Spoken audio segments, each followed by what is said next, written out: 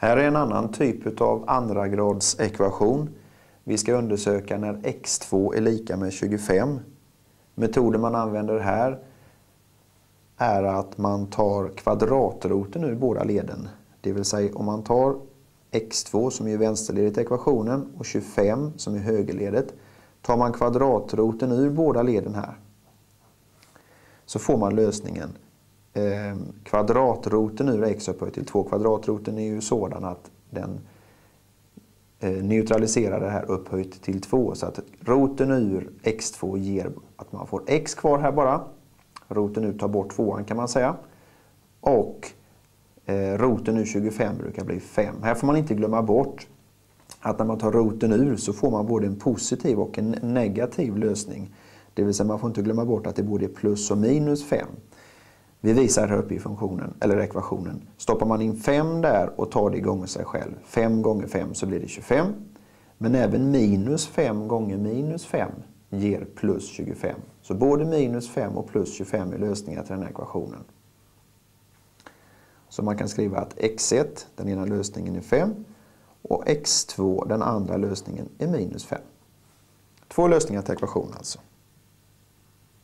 Här har vi en ny ekvation. X minus 8 ska man kvadrera och så ska det bli lika med 36. Frågan är ju, hur löser man en sån här ekvation? Jo, samma taktik som tidigare. Ta kvadratroten ur båda leden och då blir det så här. X minus 8 i kvadrat är lika med 36.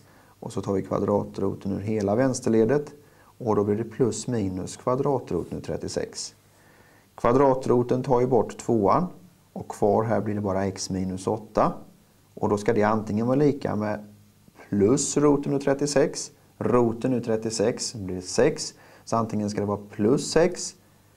Eller så ska x minus 8 vara lika med minus 6. Här måste man vara noga så att man tar med båda lösningarna. Roten ur 36 kan alltså bli både plus och minus 6. Och då löser man de här lösningarna separat. 8 här som är negativt flyttar vi över till högersidan och då blir det positivt. Så får vi x är lika med 8 plus x som är 14.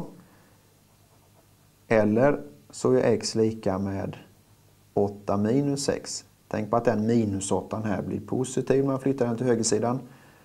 Och detta ger alltså att x är lika med 2. Så att lösningen till vår ekvation i det här fallet kommer alltså att bli att antingen är x lika med 14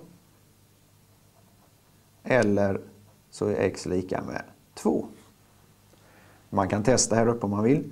Sätter man in 14 här uppe, 14 minus 8, så blir det precis 6. Och tar man 6 i kvadrat så blir det 36. Det stämmer ju.